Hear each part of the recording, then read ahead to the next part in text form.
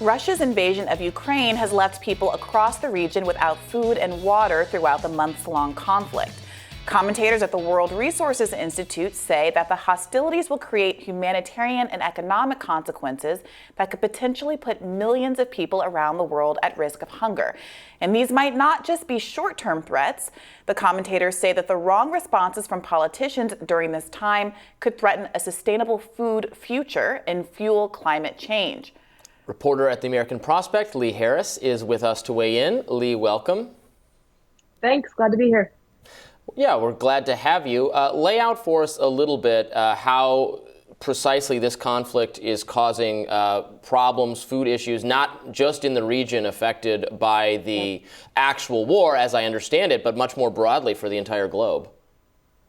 Absolutely. So I mean, conflict always kind of puts on display existing vulnerabilities in systems. And the important thing to know here is the Ukraine invasion has severely aggravated the problem, but food prices were already at a 10-year high before the invasion.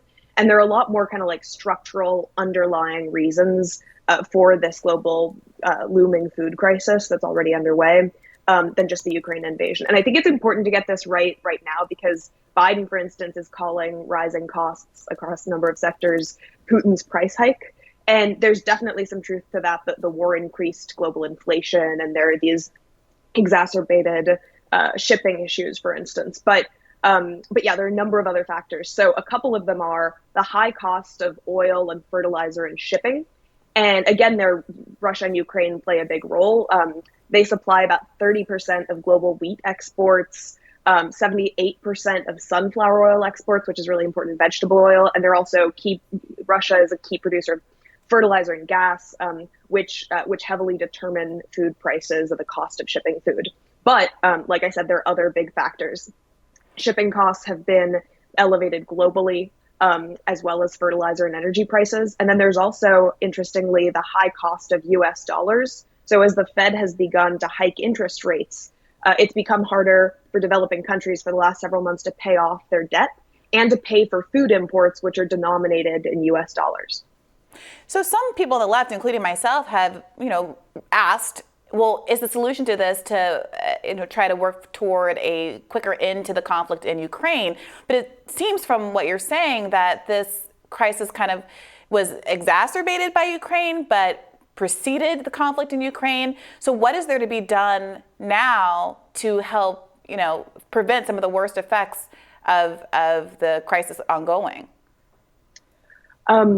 Yeah, I mean, I definitely think that accelerating an end to the Ukraine crisis is a huge priority. And also it's worth noting that I think the Ukraine crisis has helped some people think differently about sanctions as not just being kind of merely an economic tool outside of, violent weapons used in war, but actually as a tool of war. And so rethinking the really aggressive sanctions policy is kind of one tool in the toolbox of addressing this. But I think also in the immediate term, the World Food Program is coordinating really important hunger relief efforts. But in the kind of medium to longer term, it's going to be really important to stabilize food and energy prices and guard against the kind of volatility we've seen over the past 2 years. So short and medium term, it's incredibly important to bring down the cost of energy, which again drives food prices because it's a major input into fertilizer, food, shipping. There's a debate right now in the US around how to do that. I mean, Biden is reportedly considering a gas tax holiday, which is kind of a backdoor subsidy for fossil fuel production. And the way I think about it is if you're going to be subsidizing fossil fuels, I think it makes more sense to directly ramp up oil production or try to in the short term. But either way, for food and energy prices to be more stable over the long term, it's going to be necessary and to be kind of independent of petrostates like Russia. We're going to need to build out significant renewable energy capacity.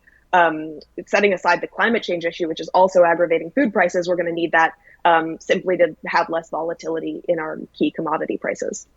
Well, that's the problem. All of these solutions seem to be obviously right, but the conservative critique of them is also not necessarily wrong when they say, well, this is going to take time. And it's not necessarily, these aren't the kind of interventions that are going to like prevent a famine, for instance, in the next year, or that are going to, say, bring down oil costs before midterms, which is what the Democratic Party's priority are.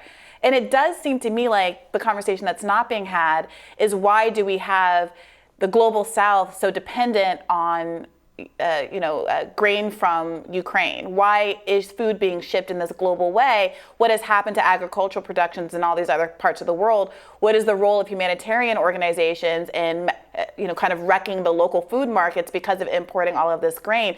Is that something that we should be looking at this time? Yeah, I think more redundancy, more resiliency, not just having a just-in-time food supply chain system is really important. I mean, also that World Resources Institute report suggests one kind of short-term option that I think is politically really difficult, but that makes a ton of sense, which is the production of biofuels. So that's corn and soy and other food crops that are put into fuel, not into not consumed either by livestock or humans. Most soy and corn in the U.S. Isn't eaten; it's made into animal feed, ethanol, or biodiesel. And that study notes that if the U.S. and Europe halved grain used for ethanol this year, it would fully make up for all the lost exports of Ukrainian wheat, corn, barley, and rye. So that's an option that's theoretically on the table, although the kind of constituency for that subsidy probably makes it a non-starter.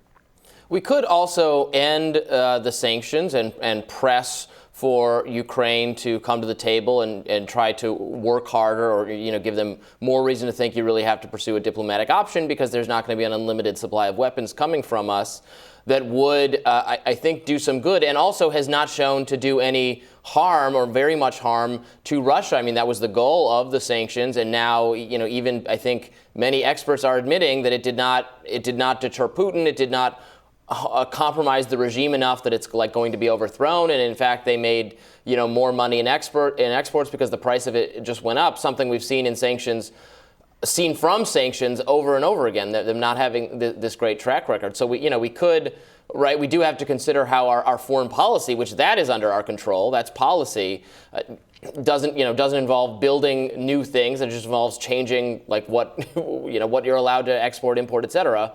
That's a policy choice that the Biden administration made that I don't know if the American people are on board with or gave their assent to, but that is a policy. Yep. That seems essential. I mean, the other thing to say, like Brianna was pointing at, is that this is a longer term issue, but climate change is a huge factor driving food shortages, and it'll continue to be. I mean, this year there was a bad drought in the Plain States in the southern U.S. hitting their winter wheat crop really hard. It was the hottest March on record in India since records began in 1901.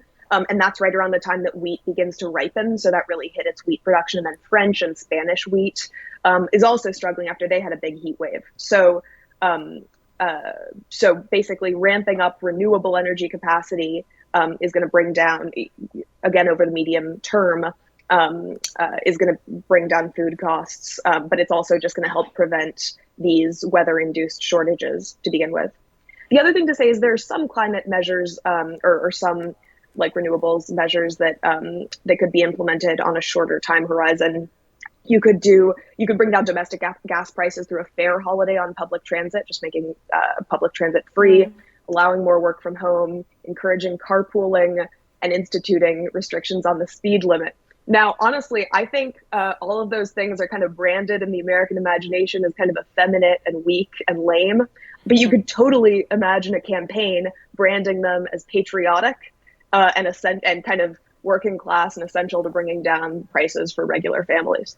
That's an interesting point. I hadn't heard of people recommending a fare holiday, but that seems like an obviously... Everyone should take a scooter to work like I do. A manly, masculine, non-effeminate. Wearing a helmet, unlike Robbie does. No, now you're making it effeminate. Excuse me, my apologies. I've only been hit by a car 5 times. God. Well, thank you so much. Go ahead, Lee. I was just going to say you should check it out in Salt Lake City. It's been really effective, because to my mind, I was like, would that work? Given that people take cars to work, they have kind of inflexible preferences. They'd rather just keep taking their car, but it actually dramatically increased demand for transit in Salt Lake City, where they tried it out. And it's just a good policy for the working class. Well, if it plays in Salt Lake. Our transit here in D.C. is pretty pathetic at the moment, though. We have some massive problems with it. But thank you, Lee, so much for joining us. Thanks very much. Bye-bye. And we'll have more Rising right after this.